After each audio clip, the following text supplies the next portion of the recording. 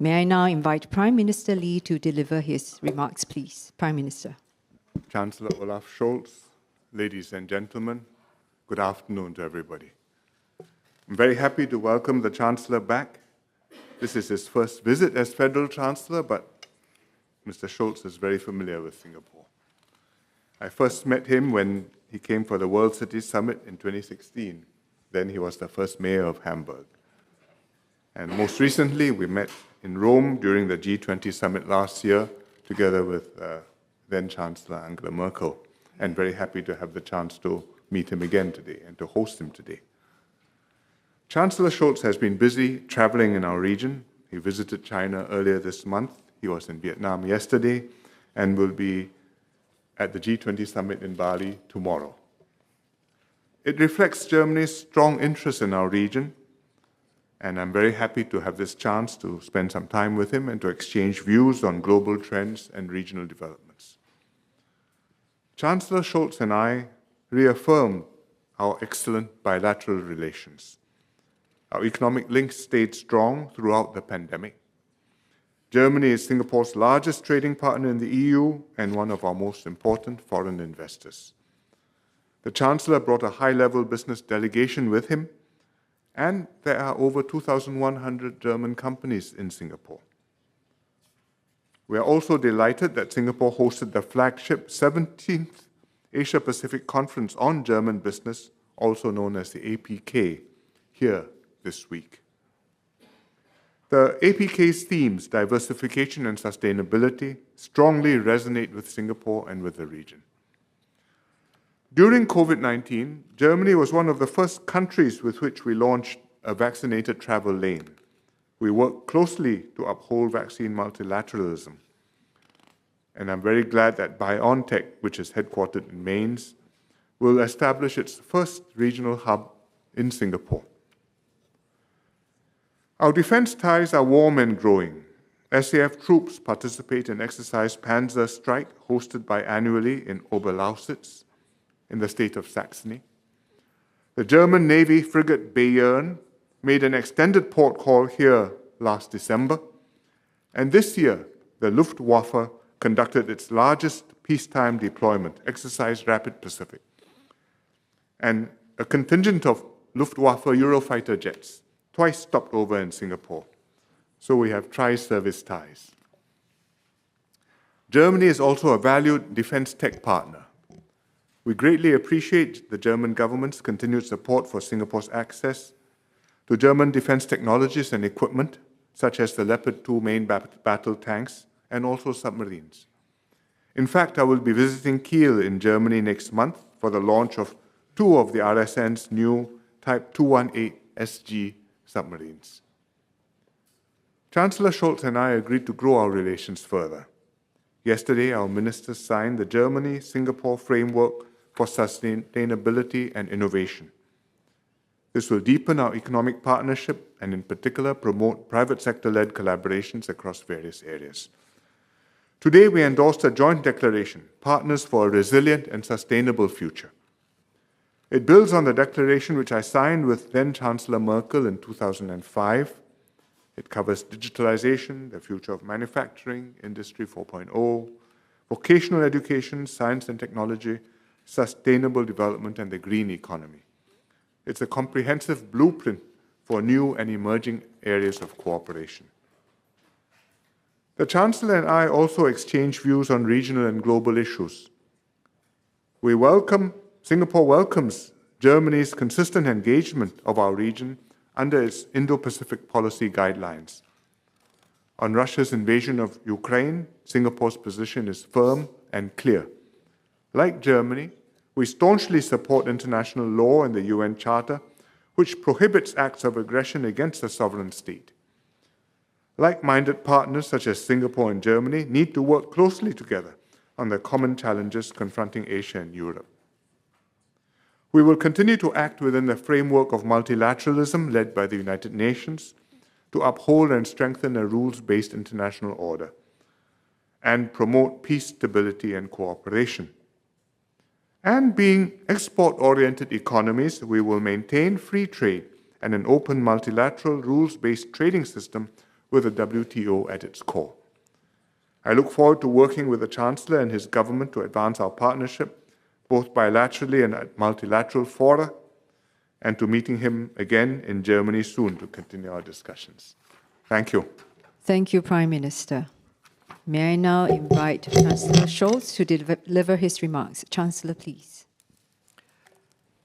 Guten Tag auch von meiner Seite. Die zweite Station meiner Asienreise führt mich heute nach Singapur. Die Stadt versteht sich als ein Tor zu ganz Asien. Hier habe ich zunächst bei der Asien-Pazifik-Konferenz der deutschen Wirtschaft gesprochen. Die Tagung bringt hunderte Unternehmerinnen und Unternehmer, aber auch politische Entscheidungsträgerinnen und Entscheidungsträger aus ganz Asien zusammen. Die bestimmenden Themen der Konferenz sind Klimaschutz, Digitalisierung und Diversifizierung. Es gibt wohl kaum einen besseren Ort als Singapur für eine solche Veranstaltung, weil Singapur alle diese Themen tagtäglich als Vorreiter voranbringt. Mehr als 2000 deutsche Unternehmen haben sich in Singapur angesiedelt. Die Stadt verströmt Dynamik, Innovationskraft und Energie.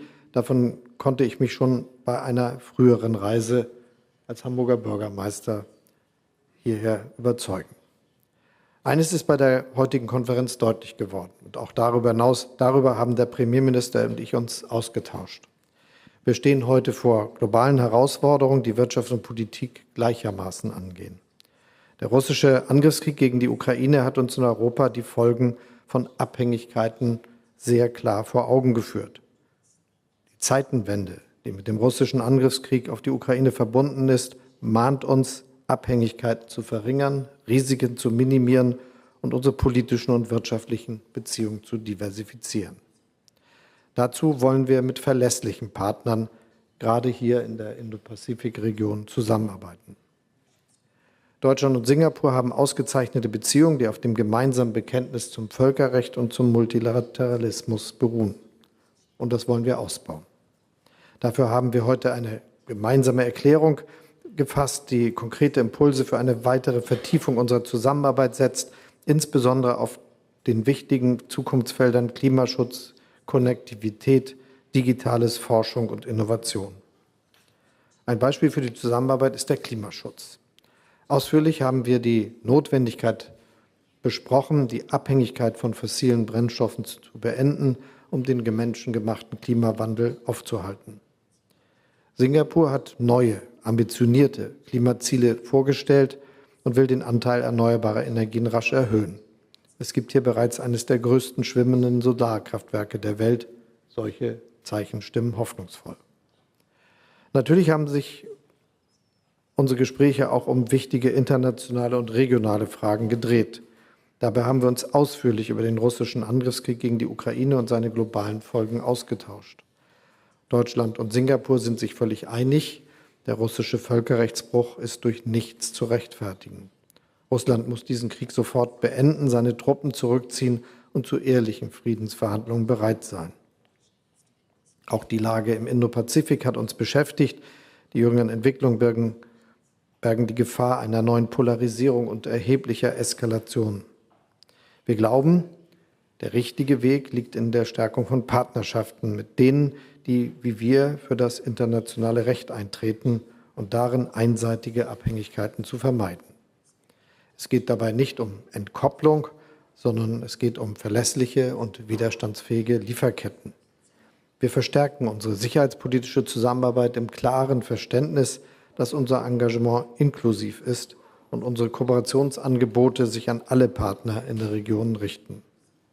ASEAN sehen wir als zentralen Akteur für eine regelbasierte Ordnung, für Kooperation und für mehr Gleichgewicht in der Region. Die Beziehungen zwischen Deutschland und Singapur sind eng. Wir wollen sie gemeinsam weiter vertiefen. Das haben Premierminister Lee und ich heute vereinbart. Ich bin froh, dass Deutschland mit Singapur einen so verlässlichen Partner in der Region hat. Das ist auch deshalb so bedeutend, weil die Krisen unserer Zeit vom Klimawandel bis zum Krieg in der Ukraine eines klar machen. Keine Macht dieser Welt kann die Herausforderungen allein bewältigen. Die Welt wird multipolar. Wir alle benötigen Partner, Wir benötigen multilaterale Zusammenarbeit und wir brauchen eine stabile, multilaterale, internationale Ordnung. Nur so wird es uns gelingen, die aktuellen und die kommenden Krisen zu bewältigen. Lassen Sie mich noch anfügen, ich habe in den letzten Jahren seines Lebens immer wieder Gespräche mit Helmut Schmidt geführt, der eine große Bewunderung für Singapur und den Staatsgründer hatte und das mir auch immer vermittelt hat. Hier ist ein beispielloser Aufstieg gelungen, ein Aufstieg, der etwas mit Engagement, Einsatz zu tun hat, aber auch mit der Geltung des Rechts und mit der konkreten Zusammenarbeit in der Globalisierung. Und ich finde, das ist eine gute Mahnung für uns alle, für das, was wir in der Zukunft zu tun haben.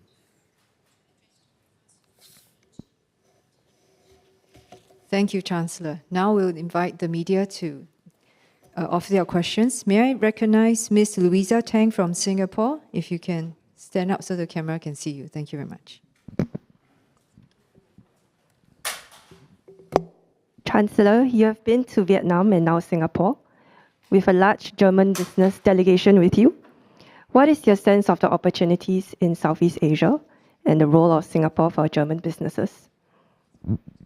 Thank you for your question.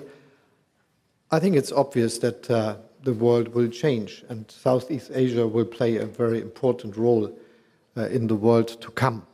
And so we are working very hard to cooperate, to develop our already good relations and also to prepare our cooperation and our relation with the whole region for the future. And there is a lot of advantages there are a lot of advantages we can reach and we can work for. And this is why I'm here with this business delegation. And I can just tell you that all the business leaders I met here from Germany told me that they are very convinced that this will be a very good future if we cooperate, and they are willing to do, we too. Thank you. May I recognize Michael Fischer? Vielen Dank, Herr Bundeskanzler. Sie reisen heute Abend noch zum G20-Gipfel. Sie hoffen vor allen Dingen auf eine klare Positionierung der G20 gegen den Einsatz von Atomwaffen. Sehen Sie eine Chance, dass auch Russland einem solchen Bekenntnis zustimmt? And Prime Minister Singapore is also taking part in the G20 summit as a guest country. What is the most important issue from your point of view? And what has to happen in Bali to make the summit a success? Sorry, catch your question again. Most important issue where? Most important issue at the G20 summit in Bali, and what has to happen there to make the summit a success? Go ahead. Es ist schwer absehbar, was am Ende dieses Zusammentreffens in Indonesien auf Bali als Ergebnis erreicht werden kann.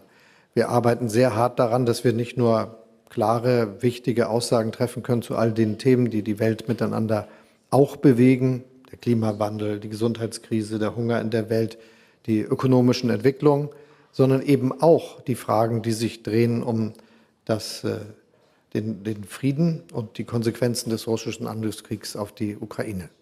Das wird noch ein harter Ritt und ich glaube, das wird auch sehr viel von unserer Zeit und von unseren Anstrengungen auf Bali einnehmen. Well, I think all the difficult issues are on the table at the G20. Climate change is there, the global economy is there, security issues are there, including Russia and Ukraine. I do not expect any breakthrough on any of them. I hope that there will be a consensus on most of them, on the general direction to move ahead. I believe that on a few particularly vexed issues, consensus will be extremely difficult to achieve. But we accept that as it is. This is not a situation like it was after the global financial crisis when the G20 came together and made dramatic moves and saved the financial system and saved the world. We are in danger. On climate, you're heading in the wrong direction. On geostrategic issues, the problems are worsening rather than improving, and we need to make progress at them. Some will happen when we meet formally in the G20. Some will happen on the sidelines. I think Mr. Xi and Mr. Biden are having their discussions today, which will probably be more consequential than anything we can settle in the G20. But I believe that the opportunity for the leaders to get together, to engage with one another, and speak and hear one another will help us to be able to grapple with the issues and, I hope, make more progress. Thank you, Prime Minister. May I recognize Mr. Gordon Rupinski? Herr Bundeskanzler, eine Frage. Sie haben ja auch die geopolitischen Spannungen in der Region erwähnt, war ja auch Thema des Gespräches. Können Sie uns einmal erklären, was Deutschlands Rolle im Fall einer möglichen Eskalation in Taiwan sein kann, sicherheitspolitisch, verteidigungspolitisch? Werden wir eventuell sogar mehr militärische Präsenz hier in Deutschland sehen, abseits von den Eurofightern oder der Fregatte, die wir hier schon gesehen haben? And Mr. Prime Minister, you also mentioned the collaboration in the marine systems. Sorry, okay, say again. Okay. Mr. Prime Minister, you also mentioned the close cooperation between Singapore and Germany in the field of marine and military systems. Have you discussed further projects than the submarine that you mentioned, and what would you particularly be interested in? The answer is I do not know the answer, and if I did, I probably wouldn't be telling you. Das könnte von mir sein. This was a joke just for the German press. So,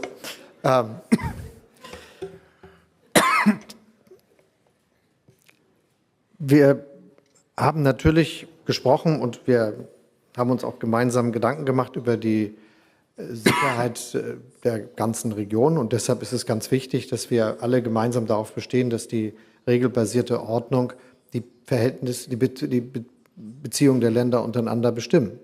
Das gilt etwa für die Seefahrt in dem südchinesischen Meer und für all die Fragen, die damit verbunden sind, dass wir uns an das halten, was die Regeln der internationalen Seefahrtsorganisationen mit sich bringen, dass wir das Recht beachten und dass eben nicht die Macht entscheidet über die Frage, wie bestimmte Dinge aufgelöst und weiterentwickelt werden. Das gilt auch für ökonomische Beziehungen, die entwickelt werden müssen. Und da sind wir sehr froh über die Möglichkeiten, die sich uns in der Kooperation mit ASEAN ergeben, die dann ja auch politische Auswirkungen haben, auch auf die Sicherheitslage. Ganz konkret, was Taiwan betrifft, ist all unser Bemühen und all unser Streben darauf gerichtet, dass es eben nicht zu einer gewalttätigen Eskalation kommt. Und deshalb war schon in dem Gespräch mit dem chinesischen Präsidenten, aber auch hier für mich immer klar, dass wir sagen, das darf keine Entwicklung sein, die eintritt. Und dabei bleiben wir auch. Thank you. Now I recognize the last question from Singapore media, Ms. Eileen Ho.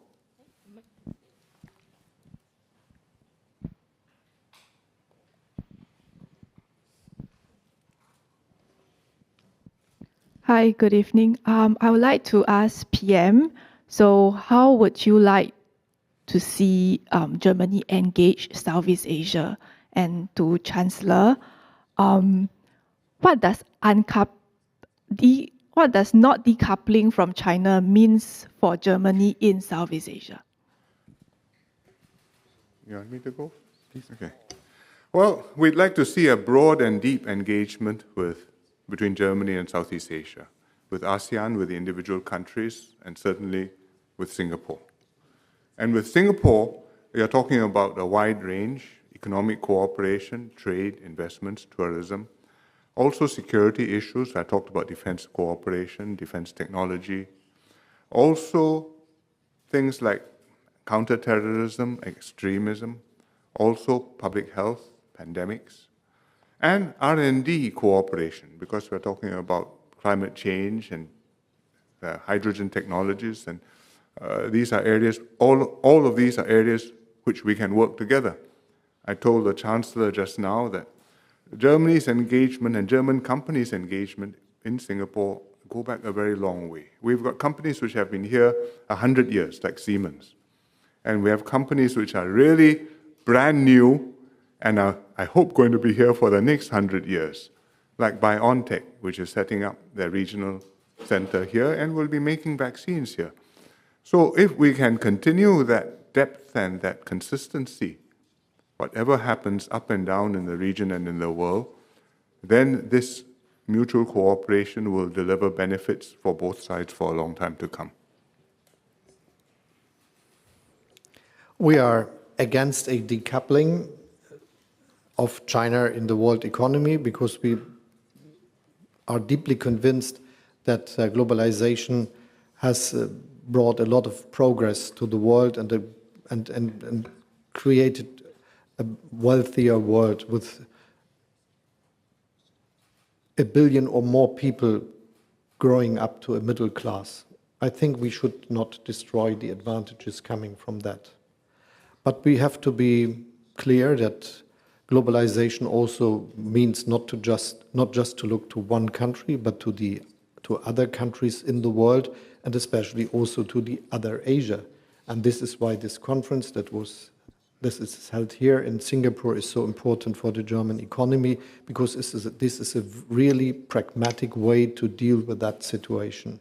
And so the answer is looking to China, that we are asking for real access, for developing to a market economy, for obeying intellectual property rights, and the investment conditions should be fair for the companies going there and investing. And for